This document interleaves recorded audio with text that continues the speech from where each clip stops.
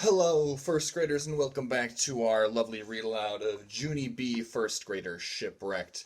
Last time we finished chapter 4, where Junie B. Jones realized that depending on how many facts about Christopher Columbus she brings in, she could pick her very own role. And she wants to be the star of the play.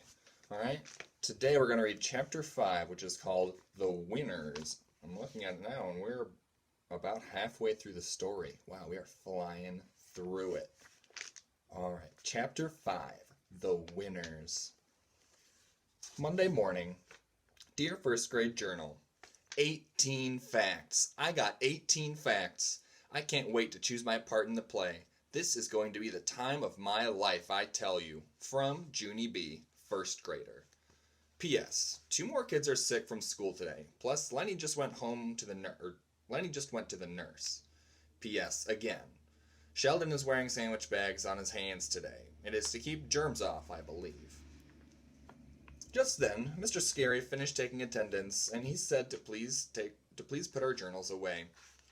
As you can see, we're missing 3 more classmates today, he said, kind of frustrated.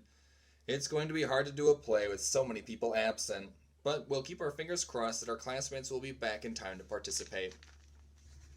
Just then, we heard a rustly sound. Sheldon was crossing his fingers inside his sandwich bags. After he got done, he waved to Mr. Scary very pleasant. Mr. Scary looked at him for a real long time, and then he waved back. Finally, he stood up and walked to the board. Boys and girls, I thought it would be fun to base our play on the facts you gathered for homework, he said. He picked up the chalk. If you have a fact you'd like to share, raise your hand and I'll write it on the board. Then, when we've listed all our facts, we can choose our play parts, he said. Now, who would like to go first? Jose shot his hand up in the air speedy fast.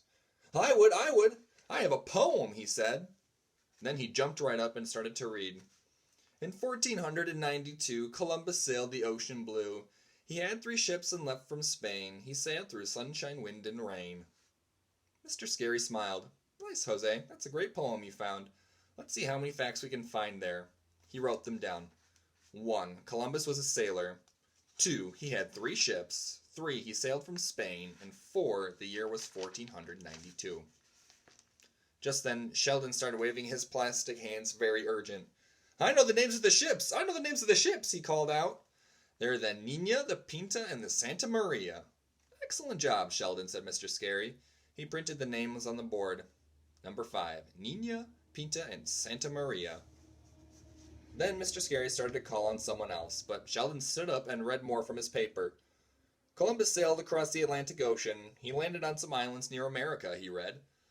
Mr. Scary added the new facts to the list. 6, sailed the Atlantic Ocean, and 7, arrived in islands near America. Okay, well, thank you again, Sheldon, he said. Now, I think we should let someone else have a... But Sheldon interrupted. My Uncle Vern sailed to an island once, he said. He came back with a woman named Bunny. Sheldon kept on standing there. Aunt Bunny has tattoos, he said. After that, Mr. Scary hurried to Sheldon's desk and he put him back in his chair. May went next. My fact is about the Mayflower, she said. The Mayflower is a ship that brought the Pilgrims to America, and so I am going to be the Mayflower in our Columbus Day play, because both of our names start with May. Mr. Scary looked very curious at her. Yes, but the Mayflower didn't sail to America until over 100 years after Columbus, he said. I know it, she said, but both of our names will start with May. Don't you get it? Yes, May, I get it, said Mr. Scary, but we can't change history. So I'm afraid the Mayflower won't be sailing in our Columbus Day play. May sat down in a huff. Lucille stood right up. My fact is about the Richie Queen of Spain, she said. The Richie Queen of Spain was named Isabella, and she gave Chris the money for the ship. So I am going to be Richie Queen Isabella in the play, because if there's one thing I know, it's how to be rich. Jose raised his hand. You shouldn't call him Chris, Lucille, he said. In Spain, he's called Cristobal Colon. Lucille made squinty eyes at him. Christy Ball... Whatever, she said. A queen can call you whatever she wants to. She fluffed her crown and sat back down. That's when I springed up, and I waved my paper all around. 18 facts! I have 18 facts! I said real happy. And so listen to this, people. The Nina was the smallest ship, and the Pinta was the fastest ship, and the Santa Maria was a big old tub. Mr. Scary winked at me. Those are outstanding ship facts, Junie B, said Mr. Scary. Great job. He printed them on the board, and guess what? After that, Shirley told him even more ship facts. Room 1 kept on telling him facts, and Mr. Scary kept writing them down, until finally we'd told him every fact in the book. Then, that's when the funnest part all happened, because Mr. Scary walked around the room and he counted how many facts each of us had listed on our papers. And wait till you hear this. He said, we have a tie, because me and my friend Jose both had 18 facts. We jumped out of our seats and gave each other a high five. Then I skipped around my desk very joyful. Plus also, I skipped to the pencil sharpener and back. Here's Junie B and Jose high-fiving each other. What good sports. Mr. Scary came back and shook our hands. He said we would choose our play parts when we came back from lunch. And so meanwhile, we should be thinking about what parts we want.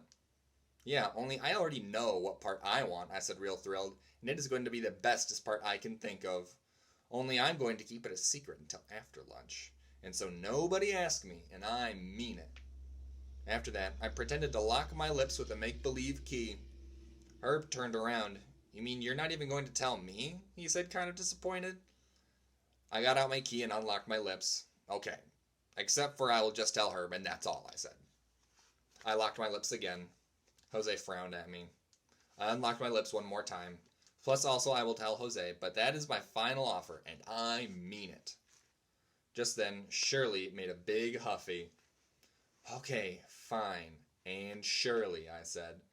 That's when Sheldon raised his hand and pointed to himself. Then all the children pointed to themselves too. And so that day at lunch, I whispered my secret to everybody in room 1. But that was all. And that is the end of chapter 5. Tomorrow, we're going to read chapter 6, which is called Teamwork. This story is going to be really good. I can't wait to see what part she's going to pick. I'll see you all tomorrow. Goodbye.